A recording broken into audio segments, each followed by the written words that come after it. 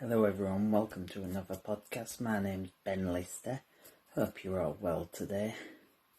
This is my interview with Talk Radio's Ian Collins, where we just have a chat about his career. So here it is, episode 7 of the BL and Friends podcast with Ian Collins. Here we go. Hello everyone, welcome to another podcast. It's Ben Lister here. How are you doing? Right, let's crack on with episode 7. Let's crack on. How are you doing today? Welcome to episode 7 of the Ben Lister of the BL and Friends podcast. How are you doing today? Right, let's crack on. As you know, each week I have a guest to talk about their hobbies or their job or their career. So let's crack on with this week's guest. It's broadcaster from all different radio stations. It's the one, the only, from Talk Radio, TalkSport, Invictus FM, and loads of other stations. It's the legendary, iconic, and he has a show on Talk Radio at the moment, 1 till 4. Ian Collins. Hello, Ian. Welcome along. Hiya, Ben. Good to see you. And thanks for having me on. You're welcome. Nice to chat to the other end of the country. Absolutely right. How are you today? I'm good. Yeah, we're recording this on, I think, the last hot day of the year. It's about 28 degrees here, and in this office, it's about, well, it says 31 degrees over there. So hence the t-shirt. I'm normally in a jacket and a tie. But yeah, but I think it's the last day of summer, and then autumn and winter start. So we can, get used to some more great British weather. You were obviously on air today. How was the show today? It was good. We talked about a lot of things, actually. We actually talked a fair bit about Geronimo, the alpaca, because obviously poor old Geronimo was slaughtered last week, as I'm sure you're aware, because it was said that the alpaca had TB, and then there's some suggestion today that they did some tests on it and it didn't have TB. And one of my colleagues, Kevin O'Sullivan, I know that you listen to Kevin as well. He's very upset about this, and he went down to the Department for the Environment and Rural Affairs, and he was protesting about the bad treatment of animals, particularly Geronimo the alpaca. Yeah, I know that James, Mr. Whale, who was on the evening, was very vocal about people's actions for that. Yeah, James is, he's a big animal lover, James. So I think he shares Kevin's opinion on this one. Yeah, that's good. That's good, obviously, but it's sad that the alpaca had to be put down. Went to the big llama farm in the sky. Yeah, that's sad, that is, but let's hope Kevin and James can change that. Yeah, I hope so. Too late for Geronimo, but maybe not for others. That's good. You ready to rumble? If that's indeed. Okay. Yeah. Let's go for it. Question 1. Where did you start your broadcast career?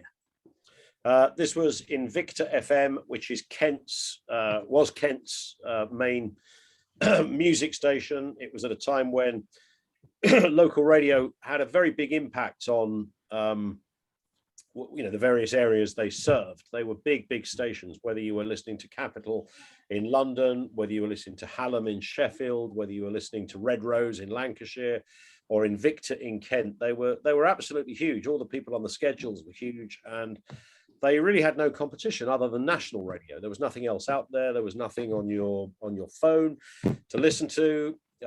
So people didn't therefore have Spotify and things like that. So local radio was absolutely massive then. And it was just my kind of dream to work there. I didn't really think about working anywhere else apart from there. And so I did the usual thing of, rocking up with a couple of the presenters there and working for nothing for 6 months. And then eventually, finding myself on this end of the microphone, which was great. It probably sounded horrendous looking back on it, but that's where I started. And is that where you met Mr. Hyde as well, our mutual friend? Alan Hyde and I kind of started in radio on sort of the same day. we both turned up at the studio on the same day. I think I've got this right. And Alan was making some jingles for the presenter, and I was working with the presenter. And so Alan and I kind of hit it off, and he came in from time to time, and I was there, and then we became mates, and we've known each other ever since. And that was way too long ago to even think about, and we've never really lost touch.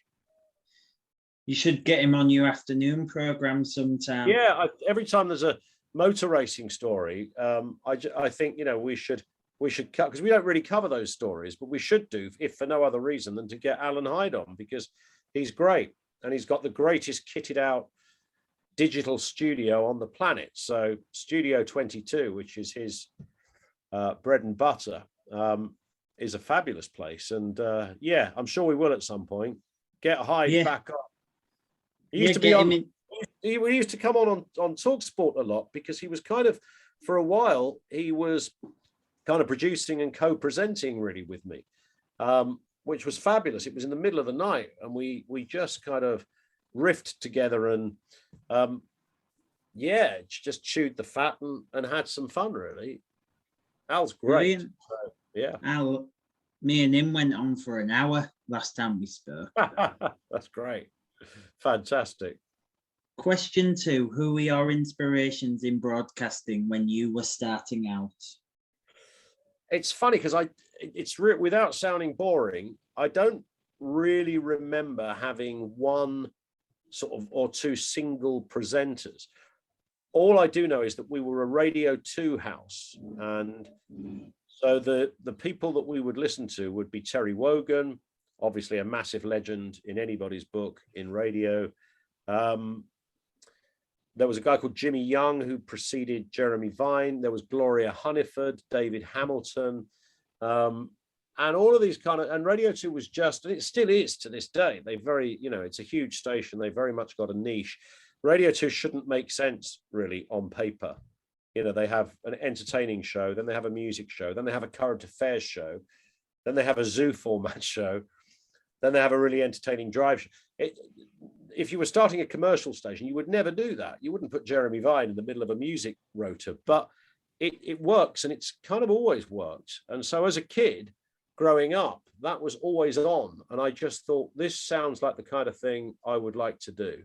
But I guess, you know, Terry Wogan would have been the person, not that I didn't have any big aspirations to be a music presenter, but certainly Wogan would have been, you know, soaking his way into my thinking.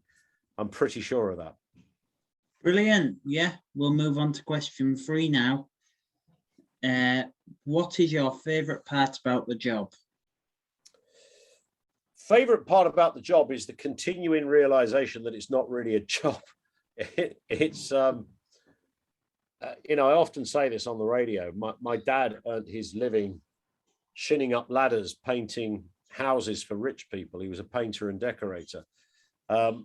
And he was up at, 6 every morning. He was out the house at 7 every morning, perilously cold, frosty. He'd come home when it was dark, about 6. He had to work weekends, and I sit in a nice warm studio, or in the summer, an air-conditioned studio, and I give out my opinions on things, and people call in and chat, and we have conversations. We get some common sense out of real people.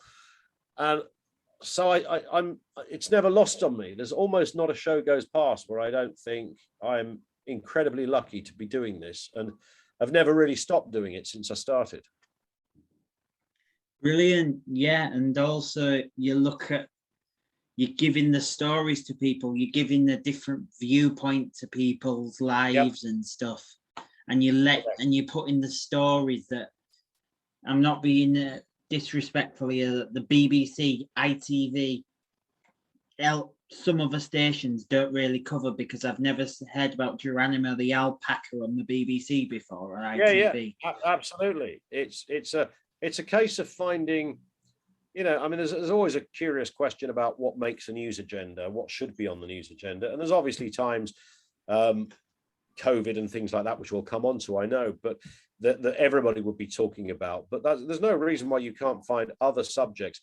or I think perhaps more importantly, other angles on subjects, and even allow people with different opinions to come on, and ordinary people, not sanitized versions of phone-in where you want everybody to sound as if they've got some massive university degree and they could happily lecture on how to split the atom. Just real voices, real people. And they also tell you a government minister needs to come on to talk radio and explain their decision for their actions over the last year with Geronimo and all the other debacle that's happened in the last year. Yeah, I mean, they do come on the station. It's normally Julia who does the breakfast show, who interviews the cabinet ministers each morning. And she is probably the best at really nailing them on those, where have you been? What have you been doing? This policy doesn't make sense. You can't have enough of that. Yeah, that's brilliant as well. But people like Kevin and James Whale need to come on and face Kevin and James Whale, because I remember James Whale saying a video, there was people protesting last week, I think it was, outside News UK, the Extinction Rebellion people. I think it was, but when James Whale came, they all never turned up. That's right. I heard him say that. Yeah. The Extinction Rebellion just picked the wrong office, frankly, because our building is one of the few carbon neutral buildings, and one of the first carbon neutral buildings in the capital. It's massive, it's considerate, it ticks all of the boxes that groups like Extinction Rebellion would want to be ticked. So I think they kind of picked the wrong location, but lots of people do that in protests. They probably ran away because they found out James Whale was in the building on that. That's probably why he might have scared them away. He could have changed the whole climate debate just by being there. Yeah, that's brilliant, because it's carbon neutral and that's the future. Yeah. And we go on, and Kevin O'Sullivan, I know, is very vocal on that topic. Absolutely right. Absolutely. And question 4. We'll move on to question 4 now. How has COVID affected your life and line of work? It was the first 3 months. I only started doing afternoons. I've been with Talk Radio for 2 years. I was working partly at the BBC and partly at Talk Radio, which was a bit of a clash, but I managed to pull it off somehow. And I was asked to do the afternoon show, the 1 o'clock show, around about, I'm tempted to say about 15 months back. And then when COVID kicked in, the first 2 or 3 months, I broadcast from home, exactly where I'm sitting now. This is a kind of office studio, although you can't see it all at the moment. But so that's where I did the show from, because obviously people were advised not to go into work. But Talk Radio is very visual now, as I'm sure you know, Ben. Talk Radio TV. Absolutely. So everything is not just coming out your radio, it's coming out of your TV app, your smart television, your laptop, your tablet, YouTube, all the other apps that show TV. It's there, Amazon. So as a result of that, they obviously wanted people to get back in as soon as they could, or as soon as they wanted to. Nobody insisted. And I just thought, actually, I do want to go in now. So I spent the next almost year going in on a train that nobody else was on, it seems. I kind of had a train to myself every day. There was nobody on the thing. Yeah, and I also noticed as well that the Talk Radio gang, are not big fans of the current mayor of London. Yeah, he definitely gets a lot of stick, and maybe rightly so. It's he's the gift that keeps on giving, the mayor of London, that's for sure. In my personal view, I would have picked someone else personally, but yeah. Well, there'll be somebody next time around, I think, so we'll wait and see. Yeah. Question 5, last question on the list here today. What advice would you give to young aspiring broadcasters who are starting out? One of the things I would do, I think there is still it's a bit like the divide between people who go to university and people who go for vocational jobs. So some people want university, some people want to become engineers or builders or hairdressers. They want to be a carpenter. And we don't talk enough about that option to people at school. And we should do, because we need more people doing that than we do doing university degrees. We need the brightest at university, and we need everybody else keeping the economy going and following their dreams in other ways.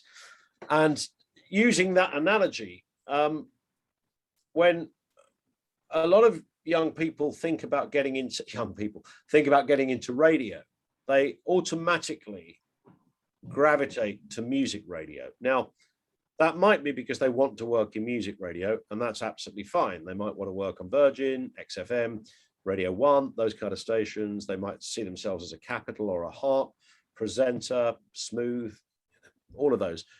But of course, there is another genre out there, and that's talk. That's what I do. And I obviously think most people who want to work in radio do so because they want to talk.